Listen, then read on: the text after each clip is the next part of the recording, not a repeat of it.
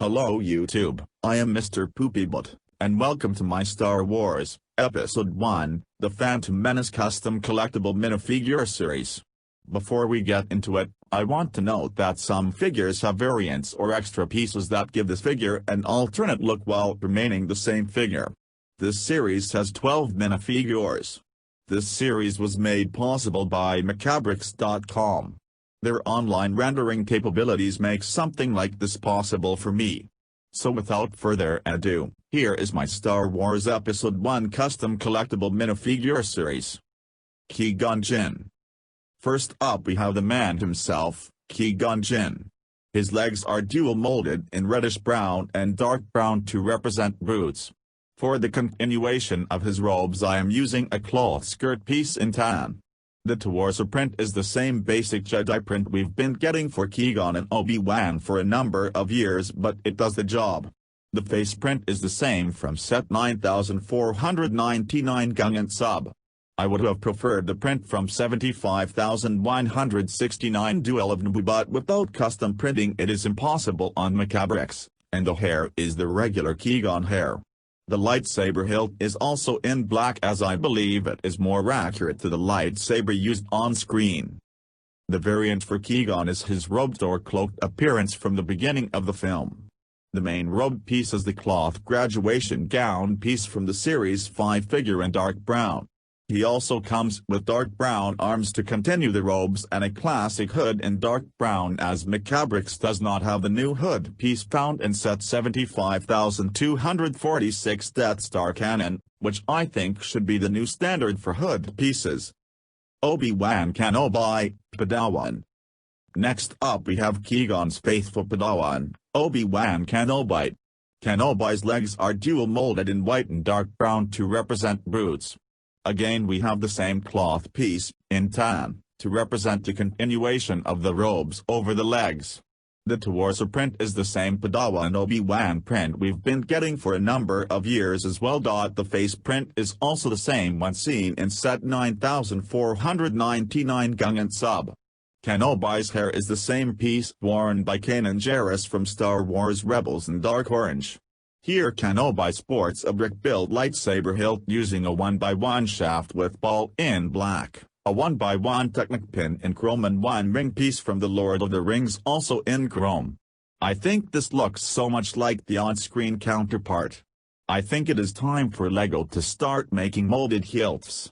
Yes, there are great custom pieces to represent lightsaber hilts, but there are only so many customs, let alone what is available on Macabrix. Obi-Wan's variant is also his robed appearance from the beginning of the film. He uses the same graduation cloth piece in reddish brown with reddish brown arms.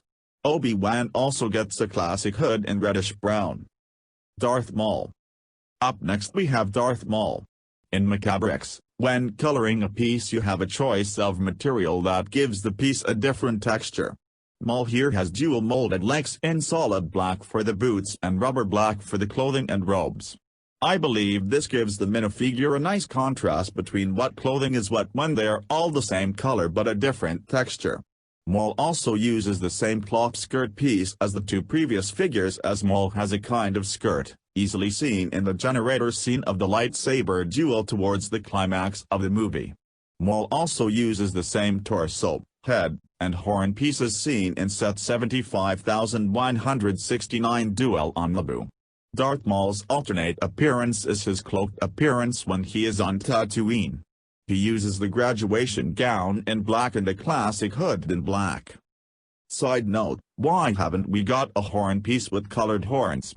You could do so in LEGO Digital Designer but not in any other set or software that I'm aware of. At least the option in a software would be greatly appreciated. I'm sure you could add it in with custom pieces, but you know. Queen Amidala. Next on the list is Queen Amidala. It is the same figure from 9499 Gung sub. Padme Amidala, Battle. Minifigure number 5 on the list is Padme Amidala in her battle attire from the climax of the film. Padme has dual molded legs in dark red and black. She has the cocktail skirt piece also in dark red. She has a custom torso piece in red with a new Mandalorian cape in red.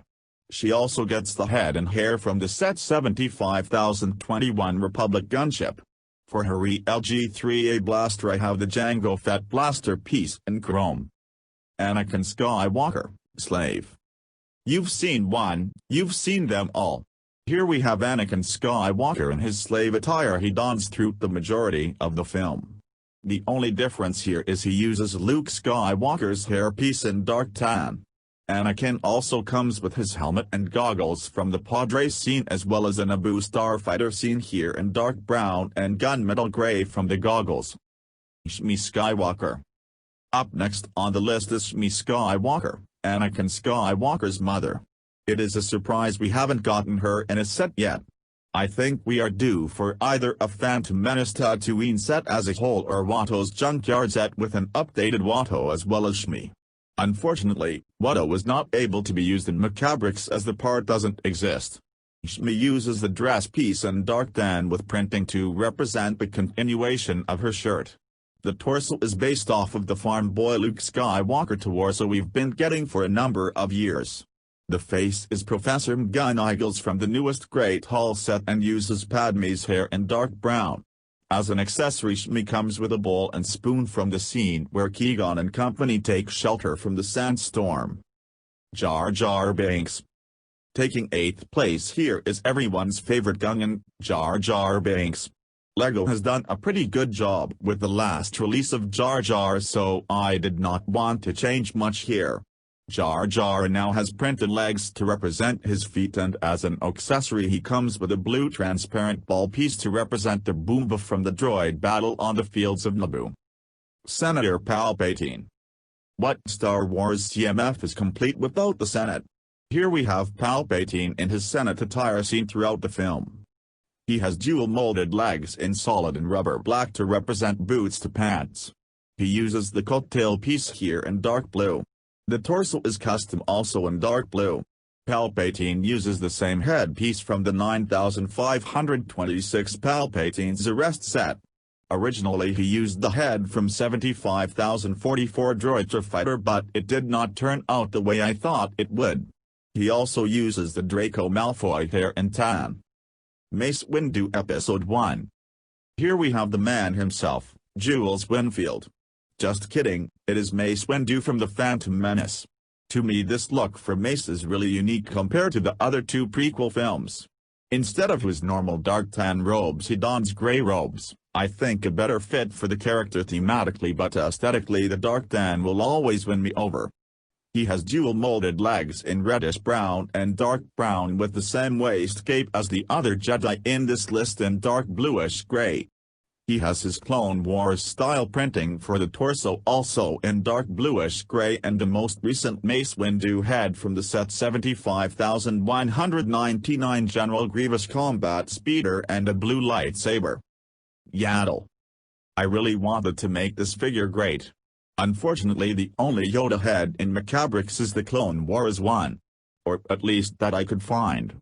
Yaddle here has printed small legs to represent her feet in dark brown. She also uses the Jabba's Hutt variant of Luke Skywalker's torso also in dark brown. She comes with a green lightsaber and a Harry Potter wand in brown to represent a cane. Droidka.